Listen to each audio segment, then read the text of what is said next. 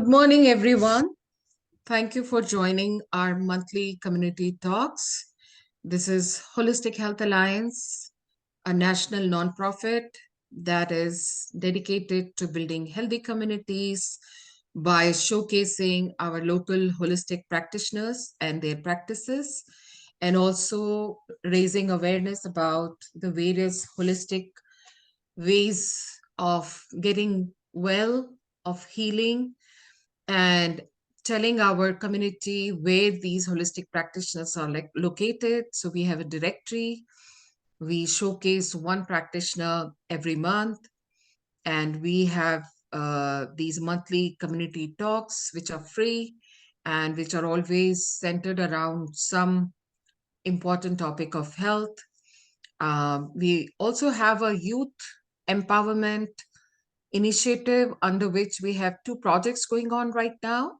So please do check us out on our website, www.holistichealthalliance.org. And here the holistic starts with a W. There's a story behind it that you can read on the website.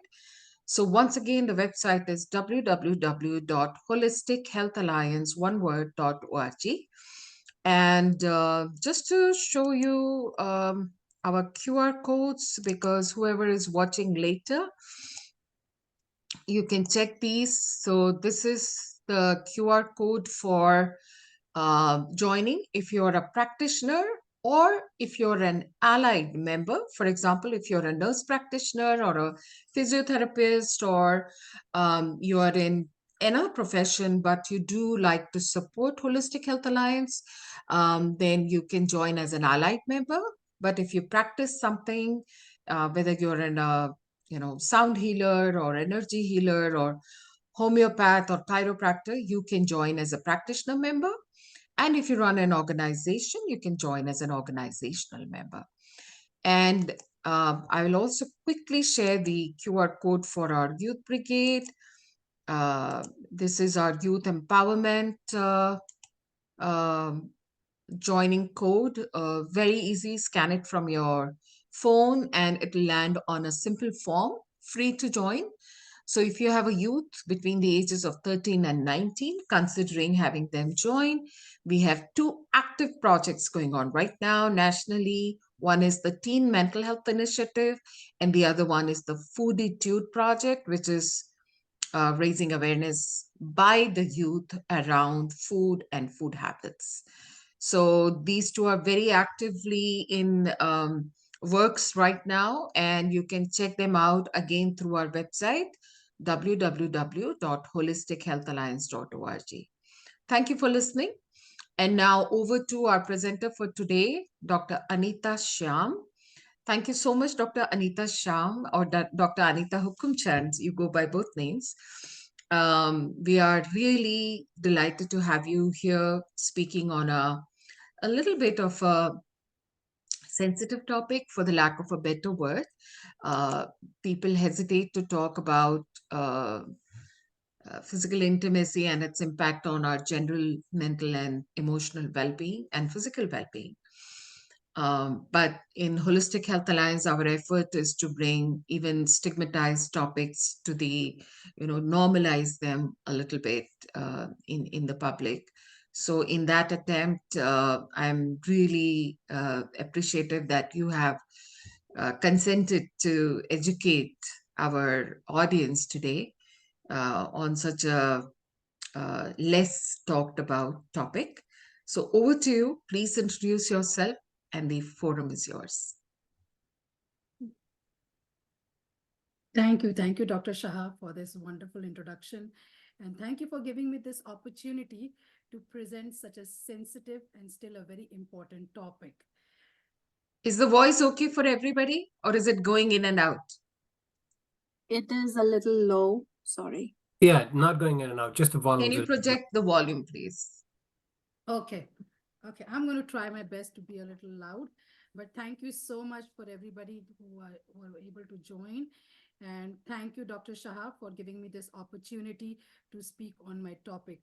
Been in practice for last 23 years, and I feel immensely proud to impact this special knowledge to people to be able to treat people with these problems Can you nationally bring and the mouthpiece internationally. closer? Just try it one more time, please. Right now, Yeah, better. okay, okay. So yeah, I mean, been in practice for last 23 years and immensely proud of my specialization. I always say that divinity gives me that courage to do such a sensitive topic and treat people all around the world, people suffering from these issues. So as we go along, I'll be able to share more insight about the problems people face in their intimate relationships and what can you do if in case you are facing something or your loved one, how can you seek help? So is that volume good, Dr. Shah?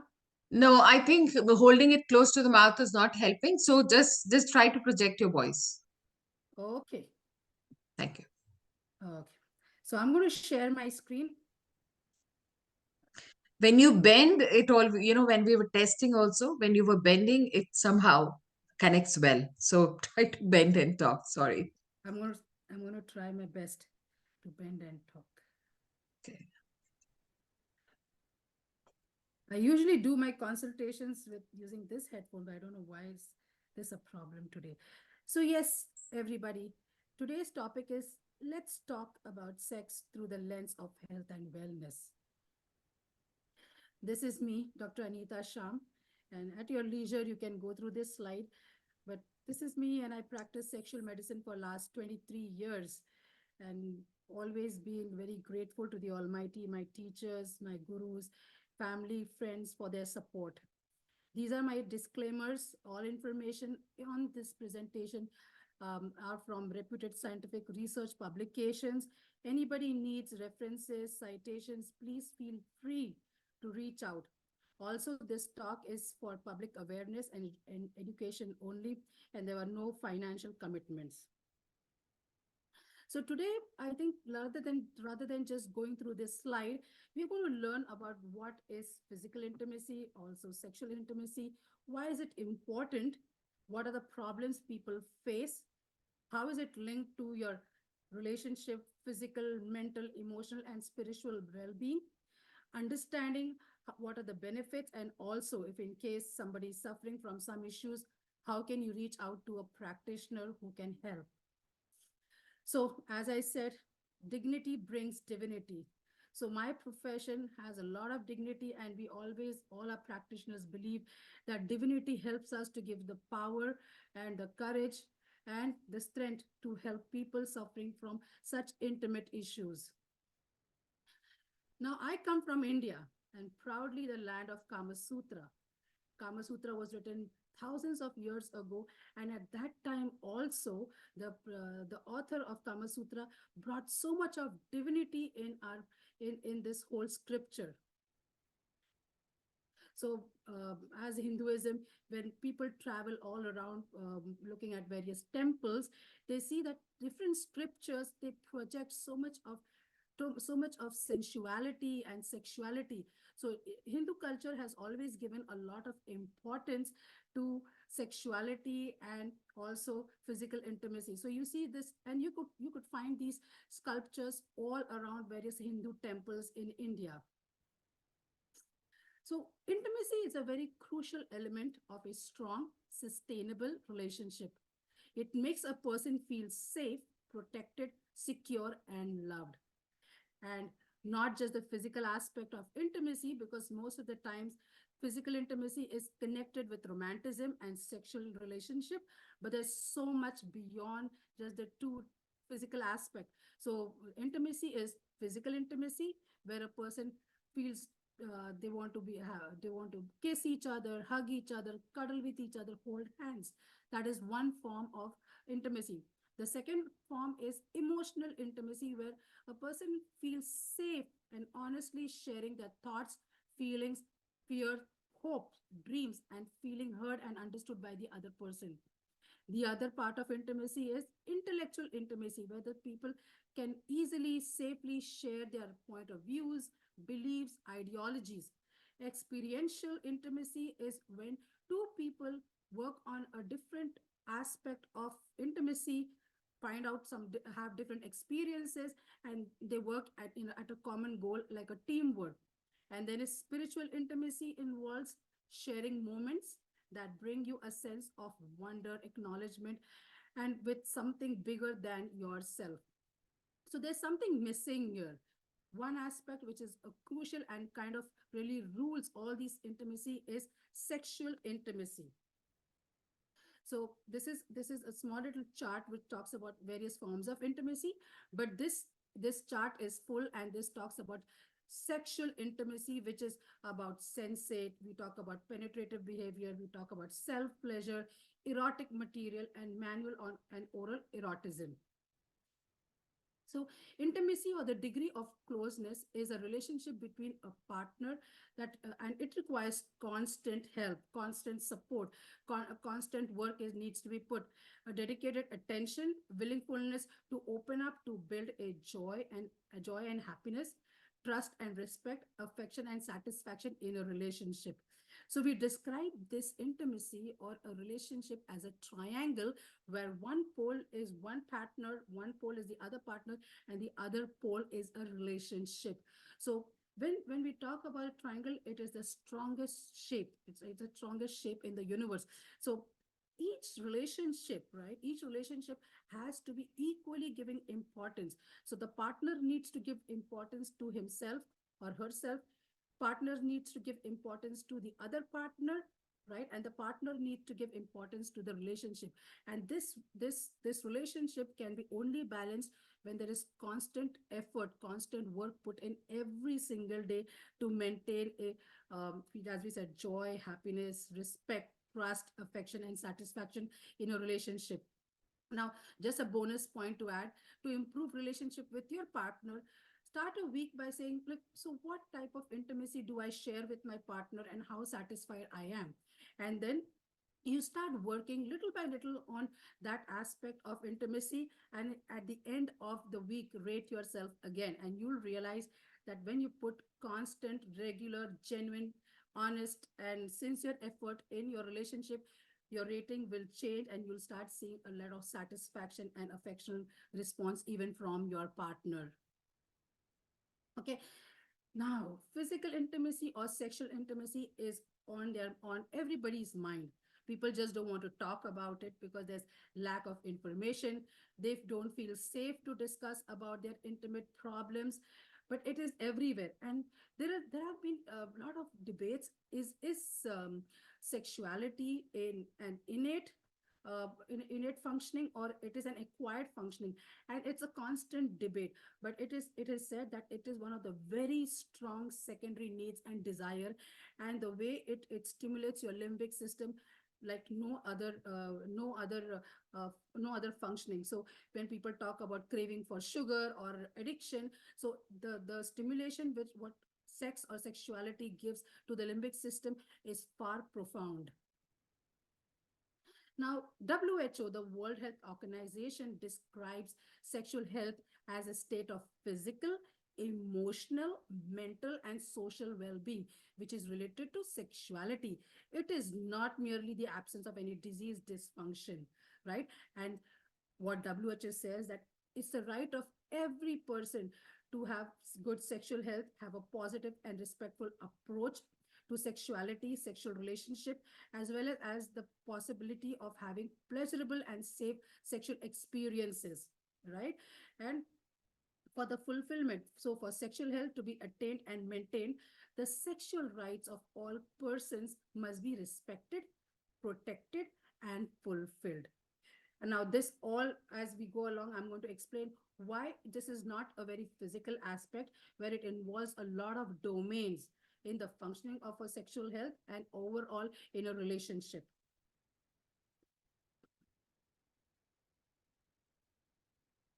Okay.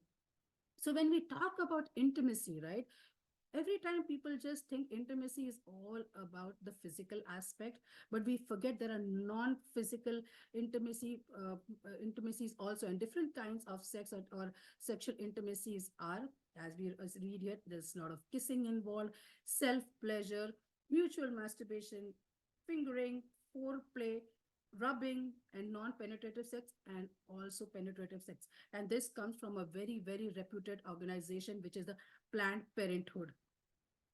So even the SECUS, which is the Sexuality Information and Education Council of the United States, defines human sexuality as encompassing the sexual knowledge, beliefs, attitudes, values, and behaviors of an individual. And it includes the anatomy, the physiology, the biochemistry of the sexual response cycle, the identity, orientation, roles, and personality, the thoughts, beliefs, and relationships, and also the expressions like ethical, spiritual, cultural, and the moral concerns. So remember, it's not all physical, but there's a lot of science involved as well. And sex is all about the interplay between the anatomy, physiology, culture, interpersonal relation, and developmental experiences also. So it is multidimensional. Now, this is briefly, I want to explain to you what is a sexual response cycle. And why is it that you need to know about this? Because people just think that sex just happens, intimacy just grows and it just pops out. But this is a physiological response which takes place in an individual's body when somebody is interested or wants to get interested in a physical intimacy. So this is so first of all, there are four different levels or four different aspects of sexuality, which is the desire, the arousal, the orgasm, and the resolution phases. So these are the four phases. And person who starts from the state of neutrality, not thinking about sex, not thinking about intimacy, just nothing happens. That person can be stimulated because of a sexual stimulus or a memory or erotism. It causes a stimulation which moves into from the phase of desire to arousal, right? And especially with women, since spontaneous sex usually really doesn't happen, they are more dependent on things called as receptive response or a responsive response, where where there is excess of stimulation going on. There's an interplay of desire and arousal, the physiological changes which is happening in the body, the anatomical changes which are happening in the body, and with a constant interplay of desire and arousal, then that phase takes to something called as orgasm and resolution. Now, why is this phase very important? Because if somebody who's not had a satisfactory response, right, who's not felt satisfied, who's not really enjoyed, what do you think? Would that person really be interested in having another cycle of a sexual response? No. So that's why this whole cycle is very important, and this was designed by Dr. Basin from Canada. And she says somebody to really involve in an intimate relationship with a partner, they need to have a good feeling, they need to have good experiences, and those experiences play to help them get more involved in intimacy. This is another explanation where we talk about the four phases of sexual response. And again, look at the beautiful science behind this. This has been studied for years and years, how the desire and arousal is like a plateau, is like a peak kind of a thing. It's like a mountain. It kinds of climbs till they reach a phase of plateau where there is arousal taking place. Peak is the orgasm, and then the body, the anatomy, physiology gradually comes down to a normal level, right? So look at this beautiful chart which has been studied years and years by Masters and Johnsons, right? And again, there's a lot of disparity between the males and female. Look at the graph shown here, the male graph and the female graph. So as very well said, a man can be, they don't really need a lot of force and push to be involved in an intimate relationship, whereas women, they need to be really cuddled, they need to be pleased and to be pursued. That's when they get ready, and then they stay in a sexual response cycle for a very very long time. And to also add to your knowledge, women are really blessed to have multiple orgasm, whereas with men, they can have orgasm and then they have a longer refractory or a resolution period before they get again into another act. So just to explain, this is another, this was studied how the reflexes work right from the start of desire, sensation, and to the overall sexual response cycle. So very commonly, I get patients who come to me and say, like, my partner is not interested, or my partner is really interested all the time. So what does this mean? like we all know, every person is different. Every human being is different. Somebody likes to eat rotis and somebody likes to eat rice. So people desire, people needs are different, and so their intimate needs are also very different. So there is no judgment why somebody wants to just be, have an intimate relationship once a week, and why somebody would prefer having it every day. It is absolute preferences, but what I believe is how we can come to a common ground of understanding, right? So it's very important. There has to be no judgment, but helping these couples come to a balance and understanding. So, just a nice little slide about the components of sexuality, right? But the major component of sexuality is emotional satisfaction. As we all know, unless and until somebody is emotionally satisfied, satisfied even in the relationship, it becomes very hard for that person, whether it's a male or a female, to be involved in a physical and an intimate relationship. And the desire is not just too spontaneous. Desire involves a lot of biology, a lot of psychology, and also the society component, that is the social component. So when we talk, when I come across a lot of patients who tell me, madam, but isn't sexuality or the drive basically testosterone driven? And of course, testosterone is a very minute hormone which plays a very important role, but not all the role required for a sex drive. But as you said, there's a lot of science where there is hormones play, the psychology plays, and even the social aspects play to build a desire, to build an interest in an intimate relationship. Okay, now we all know, and I just explained how men and female are very different, and they are very different in what their sexual needs and sexual drives are. So men who are very physical, they connect with their partners physically, whereas women connect with their partners very emotionally and at a very psychological level.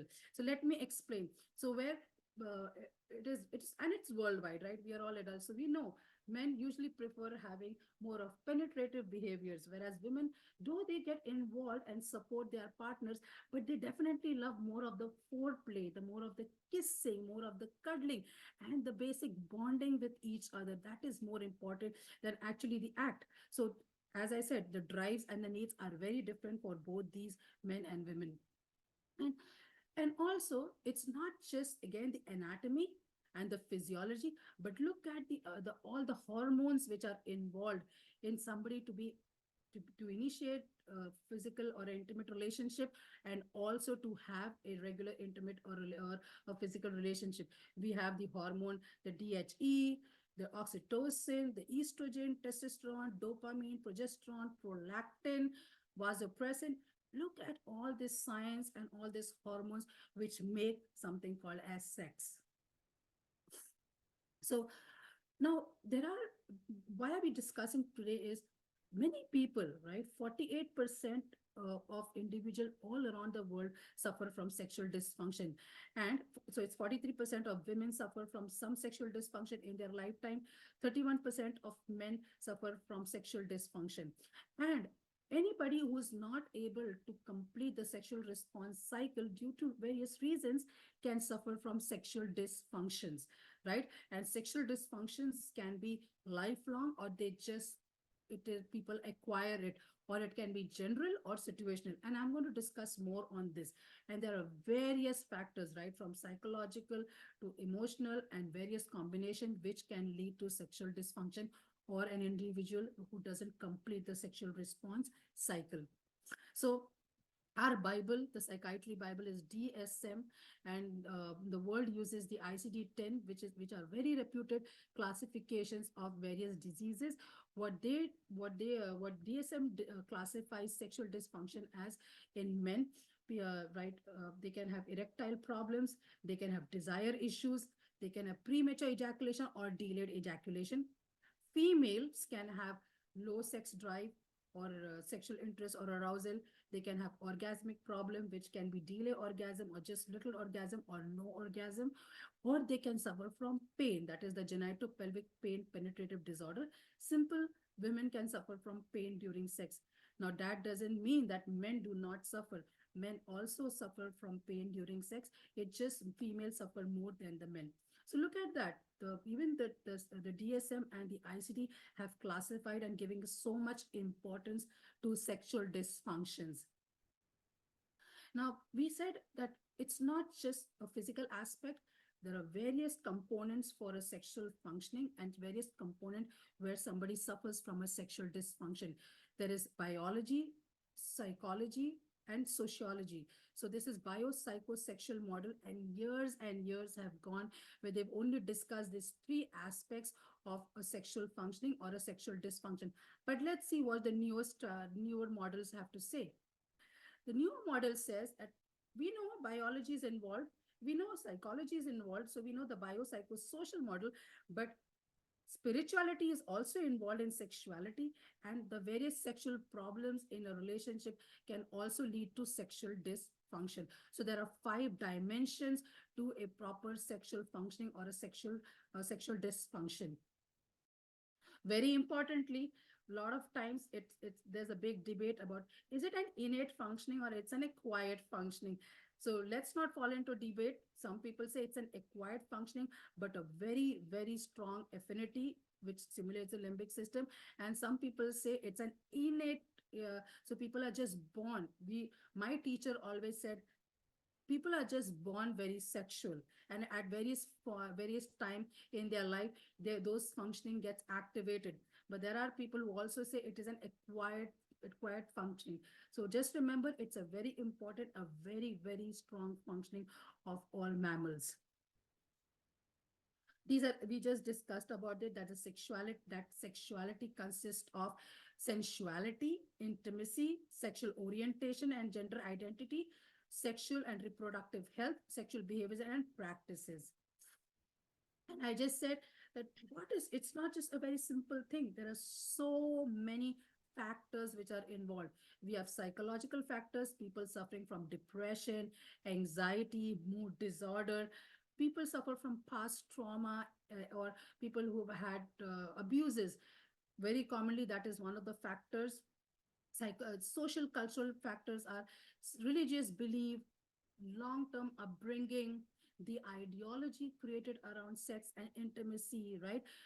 Social media influences and the various religious belief. Various things about the social interpersonal causes are history of abuse, relationship problems, marital discords, family and social support system, professional stressors, personal stressors, financial stressors, all affect the sexual functioning. Okay.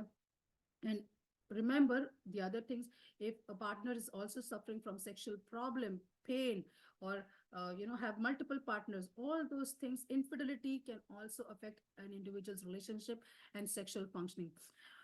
On the medical aspect, cardiovascular problems, neurological problems, endocrine issues, cancer, various form of medications, especially the antidepressants, anti-anxiety medications, cardiovascular medications, all these affect the sexual functioning and cause sexual dysfunction. Lifestyle, smoking, sedentary lifestyle, alcohol, obesity affects big time.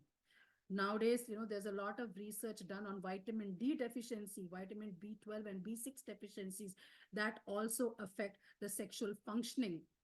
Environmental toxins very commonly affect the sexual functioning of an individual.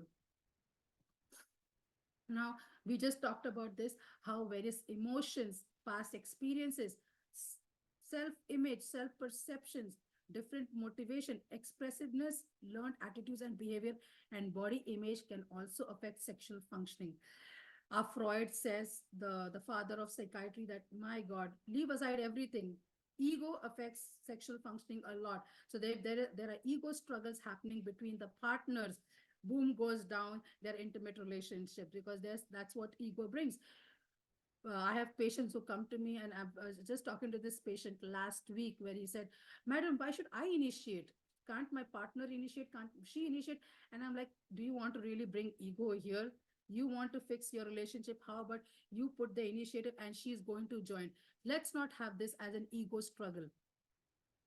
And look at this, how beautiful this picture is, that when your relationships are strong, Yeah, when your bonding is really strong, and this doesn't matter.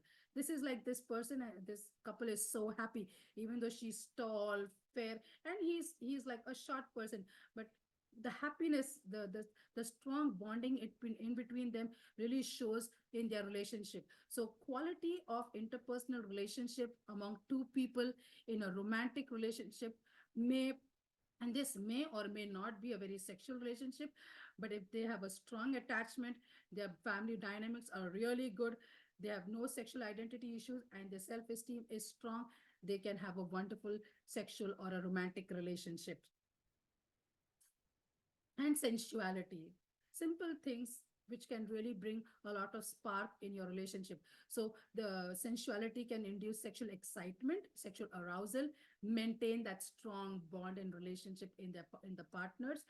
Experience, this helps in experience of pleasure from all our senses and appreciate our body. So what are we talking about sensuality now? We're talking about simple things like self hygiene, taking a simple shower, noticing the breeze against one's face and looking at each other's beauty. Yeah, listening to music, lighting candles, sharing different ideologies, sharing different feelings.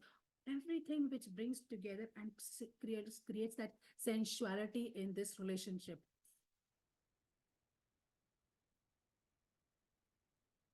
Okay, when we've heard about sexual dysfunction, we've heard about sexual response cycle. A lot of people come and ask me, but why is it important? Why even fall into all this? Because it has a lot of scientific benefits to you. We have emotional benefits and we have physical benefit. It creates happiness. It creates a sense of relief. It's one of the best anxiolytics. Good self-image and creates a strong, intimate bond in between the partners. Physically, it reduces pain, keeps your heart strong, makes your immune function strong, and improves fitness. So there's a lot of benefits for sexual or physical intimacy. Otherwise, also your importance of physical and sexual intimacy in a relationship. Now this is an opportunity for you to express your passion, affection, admiration, loyalty, and other positive emotion. It's an affirmation of one's body and functioning. It helps in a sense of identity, self-esteem, and feeling valued as a person, and also valued as a partner in this relationship, right? It Sex is very protective. Intimate relationship, it makes that person feel secure, yeah, feels safe in this relationship and feels wanted, right? Many a times people, men, do not even understand that all around the world. Okay, so I have patients all around the world, and everybody I have to ask me these questions like, women are so different, and I'm like, yes, women are very different. So what women would want is a simple affection, bonding from you. They want that sense of comfort from you, and that happens throughout the world. It's not just women in India or America or Australia. Women all around the world want that sense of security, affection, bond, and union, right? Now it is also helpful because it helps in delaying your aging. Having the pleasure of being touched, having that romanticism, having a growth in your relationship is very important to keep the bond and relationship in between you guys very strong. Okay, now physical or sexual intimacy is also linked to longevity, right? We have short, intermittent, and also long-term health benefits for of solo and joint sexual activities. The short-term benefits are it causes muscle relaxant, relieves the pain, and causes better sleep. Intermittent, intermediate or the intermittent are that it relieves stress and also helps in depression. Hugs can reduce the concentration of the inflammatory cytokines, and kissing positively influences the cholesterol levels. Finally, while the long-term benefits of sex might be less relevant for seniors, they do exist. Delay onset of dementia, reduction in the cardiovascular and the cerebrovascular problems. So look at the benefits of this. There was a study done by Haley and others who studied 73 participants aged between 50 to 83. And what did they found? They found that having beneficial impact on maintenance of the intimate relationship in their later lives. They help in their cardiovascular functioning and also in their verbal fluency. This was basically done to just in patients for dementia, and they found the beneficial results. Now, kissing and affection, as I said, it reduces anxiety, it reduces depression, it reduces pain. There was a wonderful research done a couple years ago, and this research they made two groups of young kids, and one section of kids received a lot of love, hugs, and kisses, whereas other group of kids did not receive that. And as these kids grew up, they found that the kids who received love, affection, kissing were far more emotionally balanced as compared to the other kids. So it's a very important, very simple, very cheap, freely available kisses and hugs to your partner. Again, hugging as it reduces the inflammatory cytokines. It is a rather than focusing on antioxidants and using anti-inflammatory medication, simple hugs. And what do you mean by just hugs? We are not talking about hugs is like, hey, how are you doing? We're talking about deep, intimate hugs with your partner, which should last for at least 1 to 2 to 3 minutes. So there was a research, another research done where individuals were told to hug 3 to 4 times a day, at least for 2 to 3 minutes, and they found that their relationships got better, their bondings were much better, and that really helped in their relationship and even their physical health. Right, physical health is more important, and it's a strong predictor of longevity. We just talked about this, that having sex or having physical intimacy also helps in the longevity of a person. So sometimes, rather than putting a lot of logistics, I tell my patients, especially if they have a partner, it's like, just forget everything, put it in a regular schedule, and try to indulge in physical intimacy on a regular basis. Just do it. The Nike logo, just do it. Why do you really want to really think about, should I do it today, should I do it tomorrow, or I don't have this? Don't make excuses. The way you like to eat, the way you like to drink, the way you like to dress up, physical intimacy should be given that priority as well. So if you want to see the results, you want to get the benefits, you have to regularly indulge into it as well. How do you maintain flavors and freshness in your intimate relationship? Okay, very importantly, very importantly, and this is what my teacher said to me, an emotional and psychological perspective is warm touch goes long way to positively impacting the quality of life, improves your mood and physical health. It is important to remember that the biggest sex organ a person has is his brain, right? The brain controls everything. And even people who do not, who are paraplegic, who have no, who had for some reason had to have operated on their genitals, if they have their strong working brain, they can indulge into sexual activity and also get pleasure out of it. Therefore, even if the physical condition is not as it once was, it is possible to overcome any difficulty and continue to enjoy touch and great satisfaction from a sexual intimate relationship with your partner. Right? So, non-sexual ways to build emotional intimacy is spending quality time together. Go out on dates with your couple, right? Go on romantic dates. Now look through old photos and remember beautiful memories. So you keep on bringing that freshness and greenness. Play cards, play board games, play word games together. Read aloud to each other, play romantic music for each other. Travel and explore with each other, and visit friends and family. So you have a strong social bond as well. So these are nothing to do with like sexual behavior. These are very beautiful non-sexual ways to increase and maintain that intimacy. Emphasize on the connection and bonding more rather than the physicality, right? So do not focus solely on penetrative sexual activity. Explore pleasure and eroticism and romanticism. Hugs, kisses, exchange of romantic messages. Use various accessories, which I'm going to discuss later on. But this approach can take the pressure off an individual of performance, where men really carry the big burden on themselves to perform, to satisfy. So these things takes the pressure off and helps them to enjoy without having any goals, just for connection and bonding.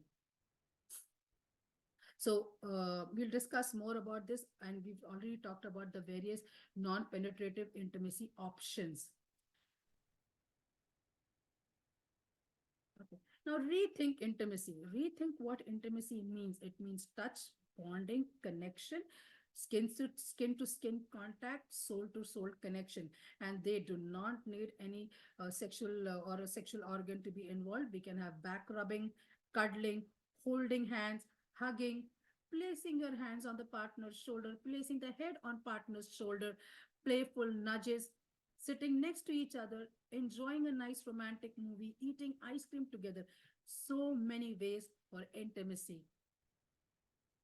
Communication between partner plays a very, very key role.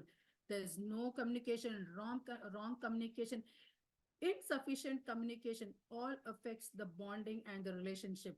And let me tell you, communication, if you start building your communication with your partner, that can also change your sexual relationship with your partner. So professionals are there to help you, we are always there to help you, but remember, communication is the key.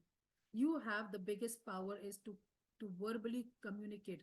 Do communicate with your partners about your desire, about your needs, your wants, your likes, and your dislikes, right? Important is communication.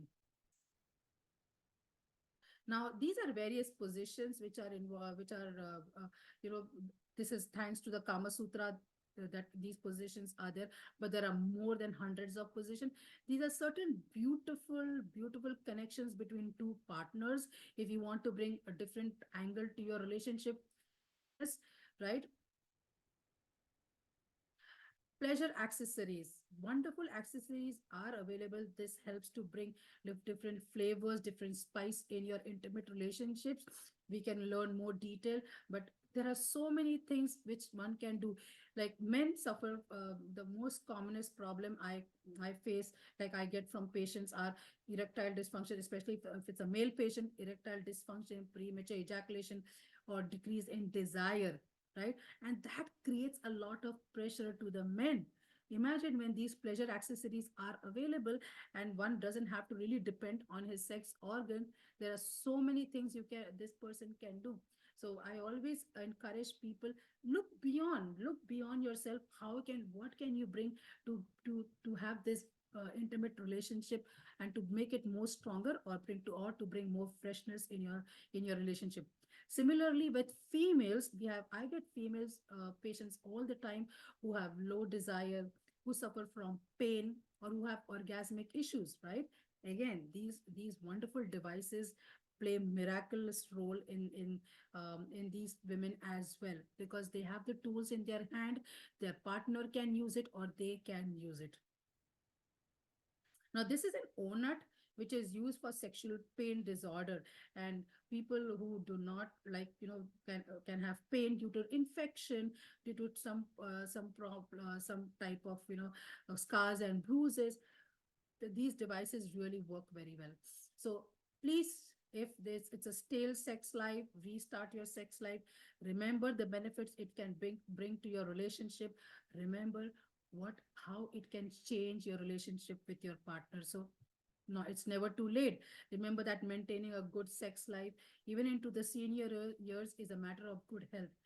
Try thinking of sex as something that can keep you in shape, both physically, mentally, emotionally, and create that strong bond in your relationship, right?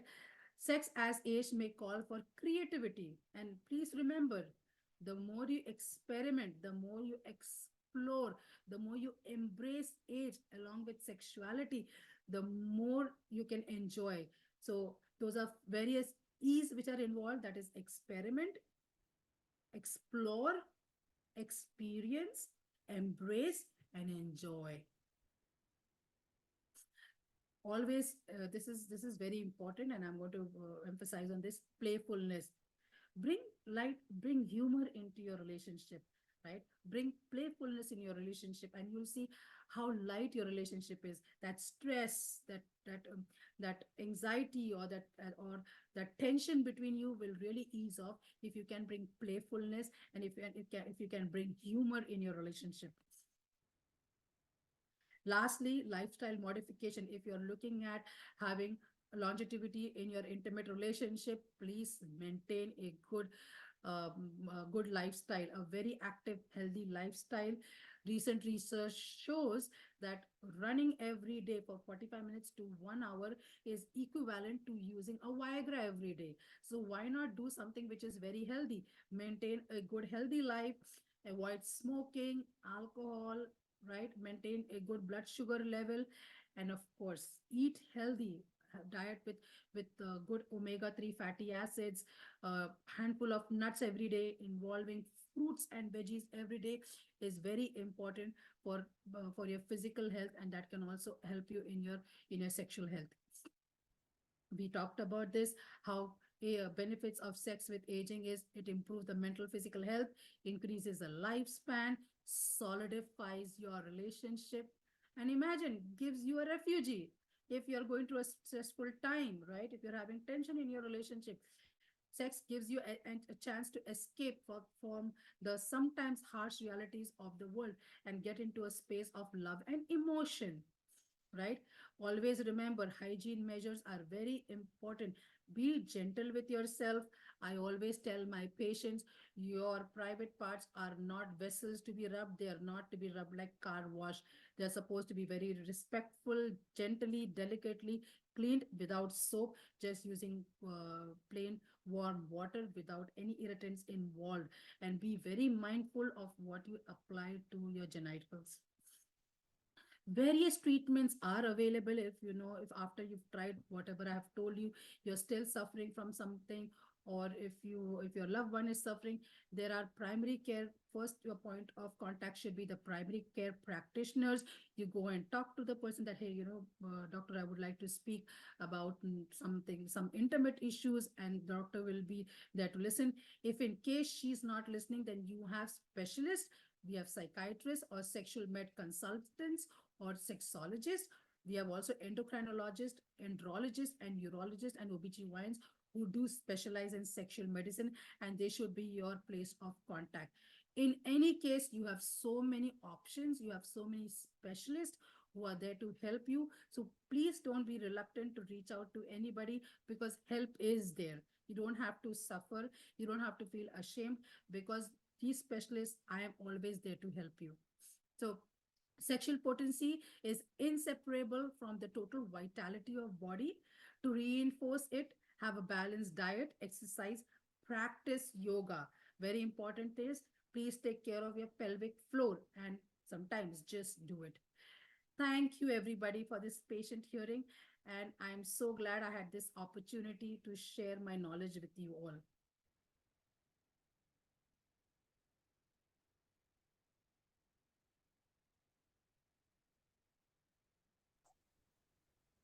This was fabulous. Really, really fabulous. I think I will let everybody else who is attending share their views of how they felt about the topic, the talk, because honestly, this is such an under discussed topic that I mean, I really can say it was enlightening, even though I am in the healthcare field. What was that? Love Brigade, and all those things. Very, very interesting, very fascinating, very informative. But I would really invite everybody who is listening in today to share what do they think about this topic. I mean, this is shouldn't this be more in conversation in our society? It's unfortunate. I would love to hear from everybody. What do you think? I would like to go first. As you said, very informative. And I do agree, a lot of these things need to be discussed in open, because Yes. I still find these topics are kind of a taboo still within the family itself. So I'm very thankful, Anita, for making me a part of this presentation and giving so much of information, which, you have bits and pieces, but you don't know the clear thing.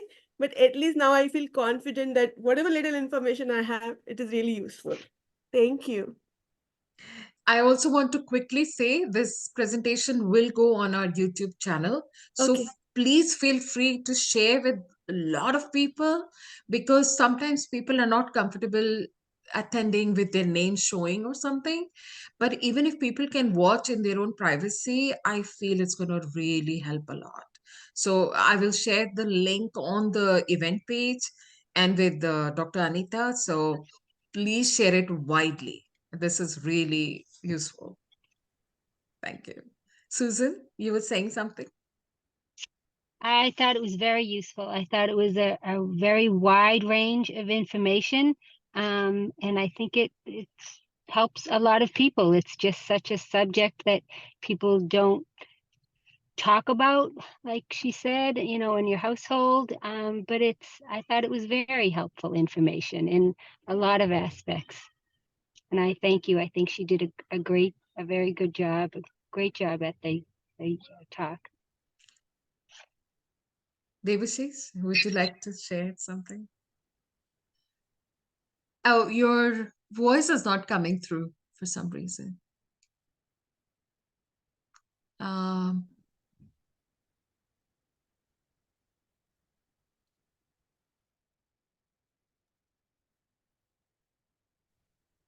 Can you no, still can not I? hear? Oh, now, yes, we can hear you now. Never felt so aware of the fact that I'm the only man in the room. Uh, but I'm saying that half jokingly. One of the things that I really realized was is that I wish this presentation I saw it when I was in my early 20s, when sexuality was a raw force and there was no it wasn't ensconced within the realm of intimacy or even emotional support and all of that stuff. Now that I'm in a different stage of life, these things bring in fresh new perspective. But I think in the totality, we all need intimacy, whether it's through a lot of sexual activities or a little or something, because our needs change over time. I am certainly not the same man when I used to be in my 20s. Very, very different. I'm also spiritually a lot more evolved, and I understand that this is not my only life. I'm going to go beyond this life. So at this stage in my life, my focus is on making the most of my time in this life. And intimacy, and within the realm of intimacy, sexuality is a big thing. I honestly wish that there would be a lot less ego and superego and everything else involved in this. Our job is to make others feel comfortable with who they are.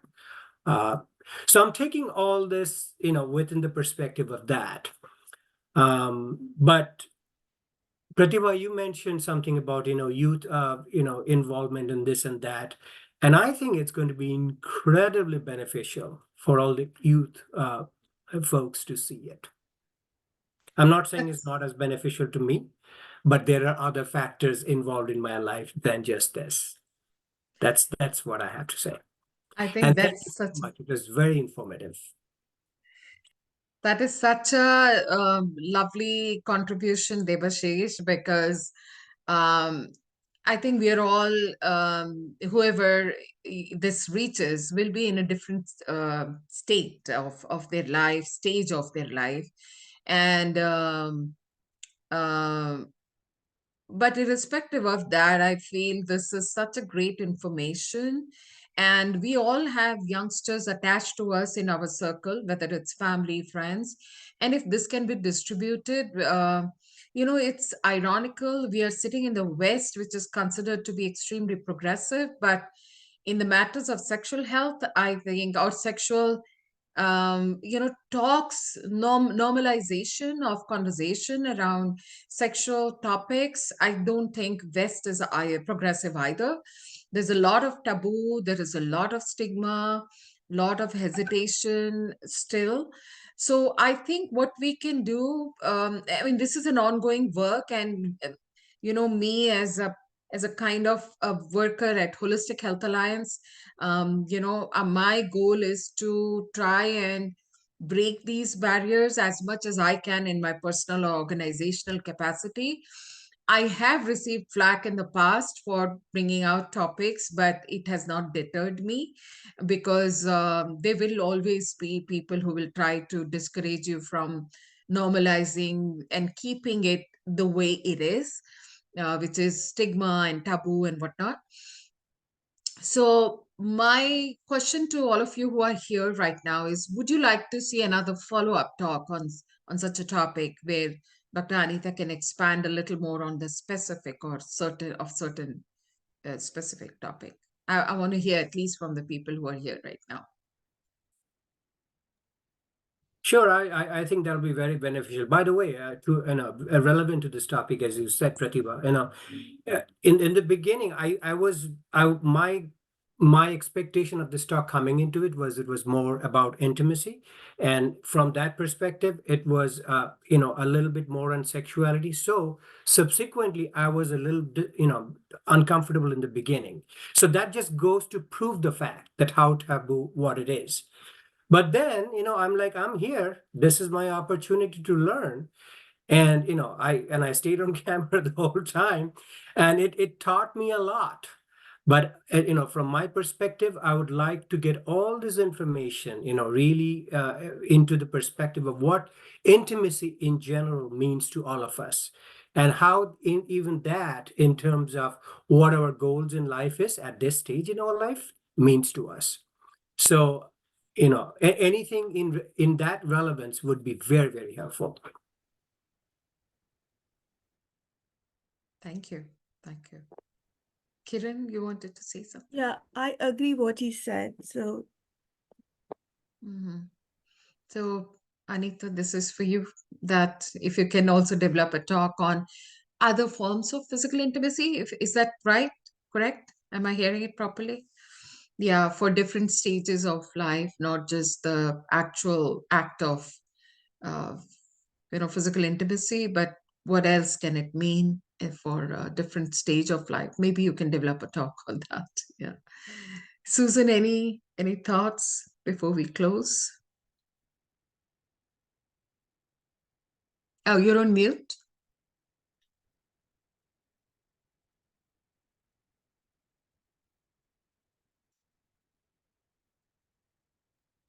Okay, I'm back. No, I think I was surprised. I thought that the topic was going to be pretty generalized, and it was a very wide range topic that was extremely helpful in a lot of areas.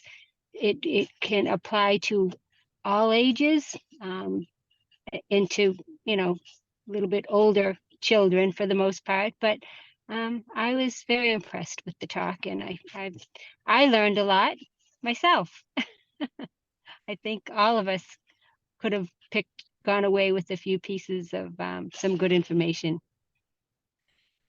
I would say personally that it speaks to our conditioning, that despite me also being like pretty open-minded in the healthcare, very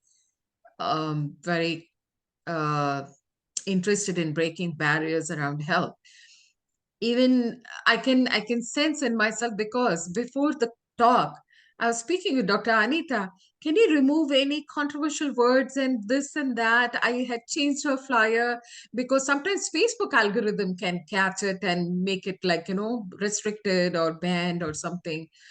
So, but that apart, I think I would give a lot of kudos to Dr. Anita for being bold, being confident about speaking about a difficult topic, because our conditioning runs deep.